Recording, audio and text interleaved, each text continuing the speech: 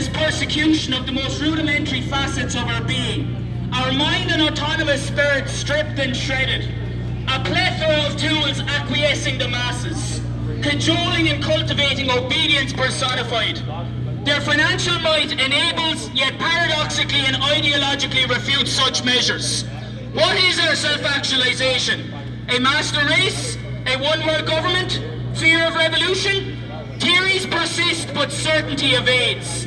Evil acclimates amongst those ambivalent and abhorrent, those complicit and compliant, those afraid of parish and persecution.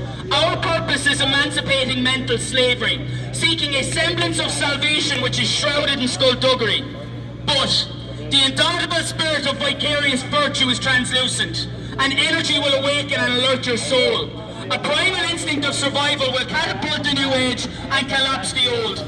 No, not normality as once was known, but a society of justice and joy. Esoteric but no less equal. On this land there will be a rapturous outpouring of reverence for humanity. A call has been placed, a mission preordained and prescribed, a fight you didn't know you were chosen to fight. Think of your pain as a preparation to be brave and bold.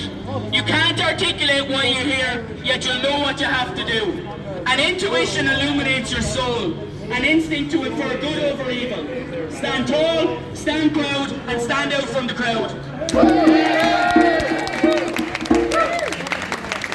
One more piece, right? They won't keep me long yet, because I know Kieran was saying that people are potentially going, you're going up to Enoch, okay? You're going up to Mountjoy, right? Just one more piece of writing, that's because there's a war on consciousness. There's an absolute war on consciousness, and we have the capacity to create a unique collective consciousness all over this island. Of that I have no doubt.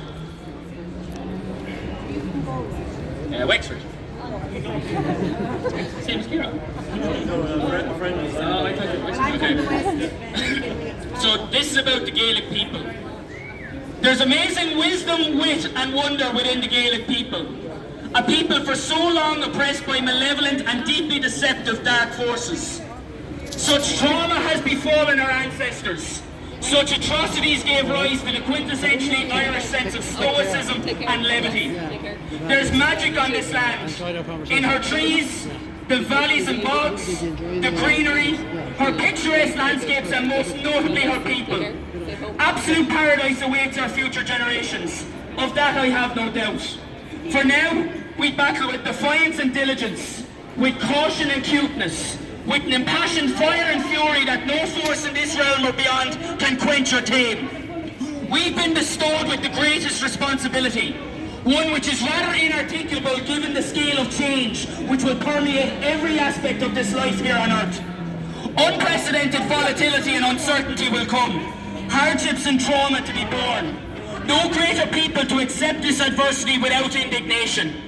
We have a choice to dwell and ponder on the injustices of the current slave system, allowing our energies, thoughts and souls to be harvested, or rise.